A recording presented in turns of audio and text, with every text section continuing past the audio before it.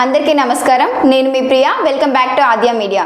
ఈ రోజు AP politics discuss చేయడానికి సీనియర్ జర్నలిస్ట్ శ్రవణ్ కుమార్ గారు ఉన్నారు. ఆయనతో మాట్లాడదాం. నమస్తే సార్. నమస్తే అమ్మా. సో ఏపీ రాజకీయాలు చూసుకున్నట్లయితే చాలా డైనమిక్ గా ఉన్నాయి.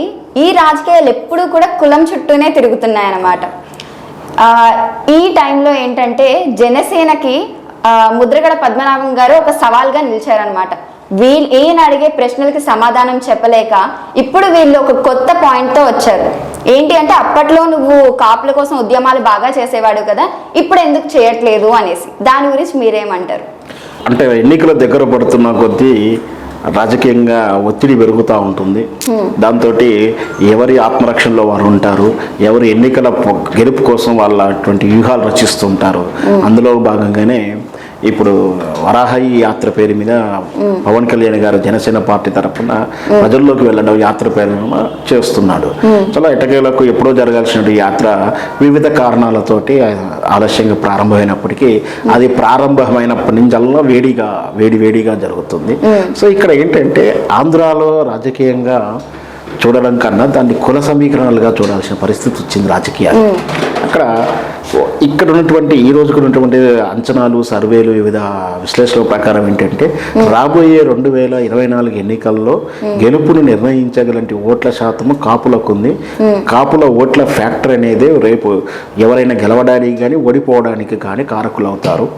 సో కాపుల ఓట్లను ఎవరైతే కాపులను ప్రసన్నం చేసుకోగలుగుతారో, కాపులు నమ్మకం ఇవ్వగలుగుతారో వాళ్ళు గెలిచే అవకాశాలు ఉన్నాయి, ముఖ్యమంత్రి అయ్యే అవకాశాలు ఉన్నాయని తెలిసింది. ఈ విషయం చంద్రబాబు నాయుడికి నిన్న ఓడిపోయిన తర్వాత కూడా అర్థమైంది. గతంలో మనకు తెలుసు 2014 ఎన్నికల తర్వాత వచ్చినటువంటి చంద్రబాబు నాయుడు పాలనలో కాపులు చాలా అసంతృప్తిగా ఉండడం, అందులో కూడా అతను చేసినటువంటి ముద్రగడ పద్మనాభం గారు చేసినటువంటి ఉద్యమంలో చాలా అవమానకరంగాను, బాధాకరంగాను, హింసాత్మకంగా మారడం, అవమానకరంగా ముద్రగడని అరెస్ట్ చేయడం, వ్యక్తిగతంగా దూషణ చేయడం. ఎందుకంటే ముద్రగడ పద్మనాభం గారు మొదటి నుంచి కూడా అంటే చంద్రబాబు నాయుడు కన్నా సీనియర్, వయసు రీత్యా కానీ ఏ రకంగా చూసినా కూడా అనుభవంగానే ఒక క్రెడిబిలిటీ ఉన్నటువంటి నాయకుడిని కొంచెం అవమానకరంగా అరెస్ట్ చేయడం, కేసుల రూపాన్ని ఒత్తిడి చేయడం, ఆయన చేసినటువంటి ఉద్యమంలో ఆందోళనకరంగా మారడం, అన్నీ కూడా చాలా అప్సెట్ అవ్వడం.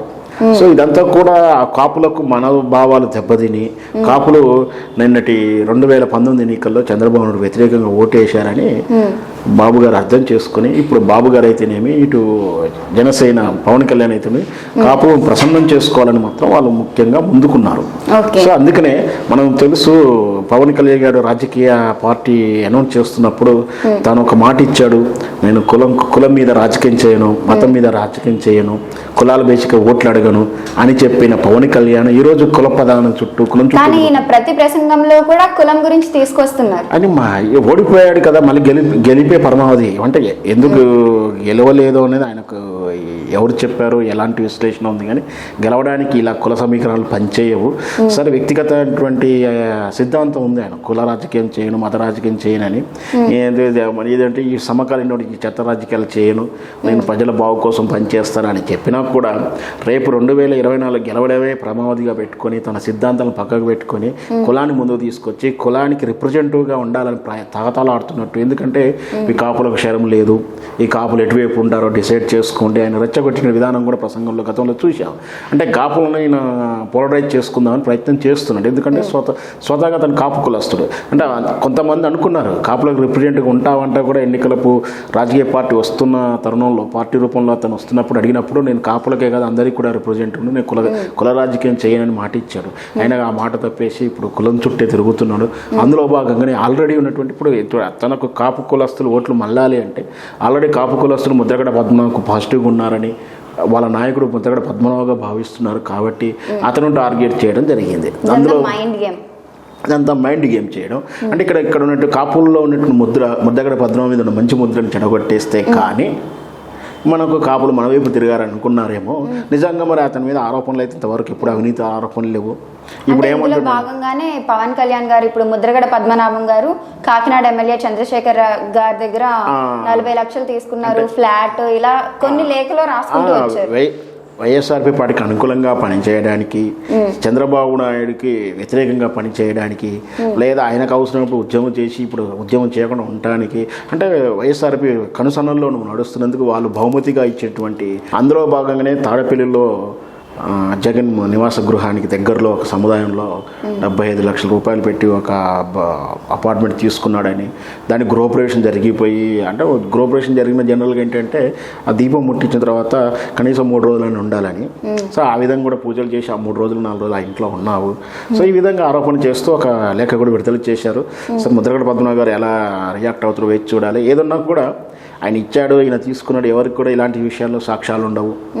సాక్ష్యాలు ఉన్నట్టు వీళ్ళు తీసుకోరు, సాక్ష్యాలు ఉన్నాయని చెప్పి ఆరోపిస్తానికి అంటే ఇక్కడ సాక్ష్యం లేకున్నా కూడా ఆరోపిస్తున్నారు. మరి సాక్ష్యం ఉందా వాళ్ళ దగ్గర లేదా మనకు తెలియదు.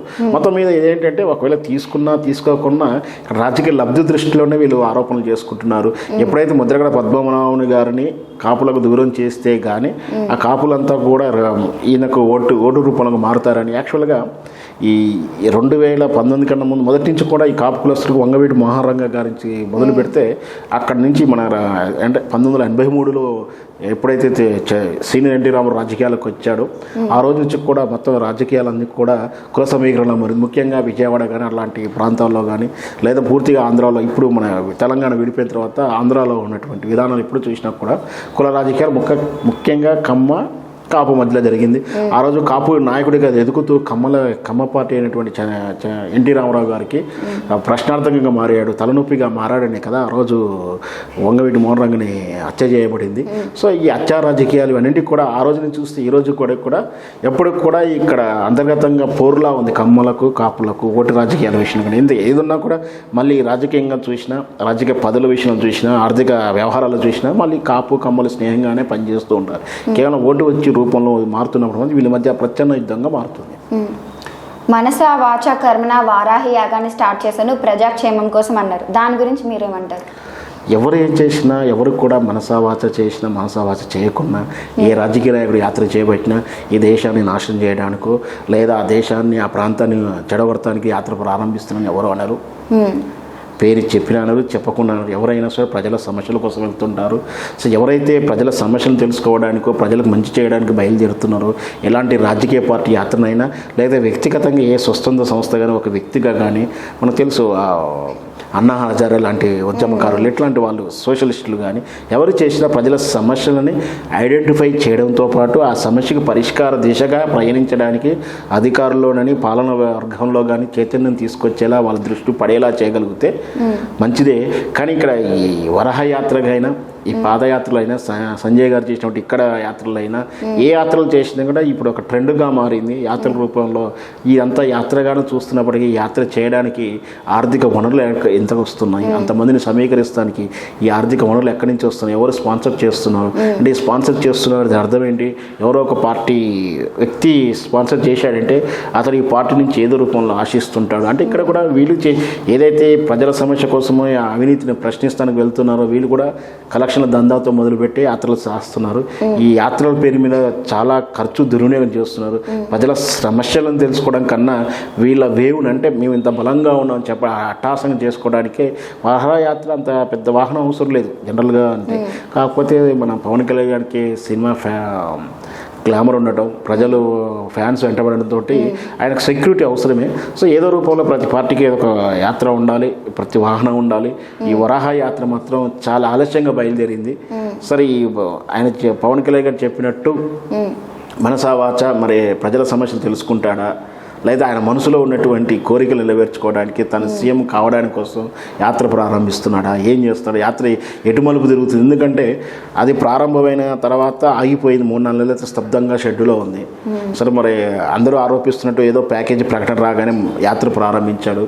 ఈ యాత్రలో మనం స్పష్టంగా పవన్ కళ్యాణ్లో మార్పు కనిపిస్తుంది. ఏమిటంటే చంద్రబాబు నాయుడిని విమర్శిస్తలేడు, లేదా చంద్రబాబుతో కలిసి ప్రయాణిస్తున్నామని చెప్తలేడు. అంటే ఇక్కడ చంద్రబాబుతో గ్యాప్ పెరిగిందని అంచనా వేసుకోవచ్చు. ఎందుకంటే ఇక్కడ బీజేపీ పార్టీకి తెలుగుదేశం పార్టీకి పొత్తు విషయంలో పవన్ కళ్యాణ్ గారు ఢిల్లీ వెళ్ళడం, ఆ ప్రయత్నం చేయడము, వాళ్ళు నిరాకరించడము, మేము చంద్రబాబు నాయుడుతో కలిసి ప్రయాణించమని చెప్పి వాళ్ళు చెప్పడం, అవసరం వస్తే పవన్ కళ్యాణే మీరు మాతో కలిసి రండి అని చెప్పినట్టుగా మనకు కొన్ని అధికారికంగా లేకుండా ఒక సమాచారం ఉంది.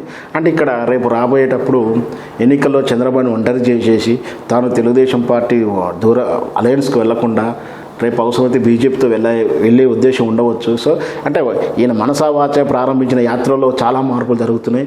రేపు ఆ మనసులో ఏముంటుందో, రేపు ఫలితాలు ఎలా ఉంటుందో మనం చూడాలి. Thank you so much sir. So చూసారు కదా, ఇది ఇవాల్టి ట్రెండింగ్ న్యూస్. మరిన్ని ఇంట్రెస్టింగ్ న్యూస్తో మళ్ళీ మీ ముందుంటుంది ఆద్య మీడియా.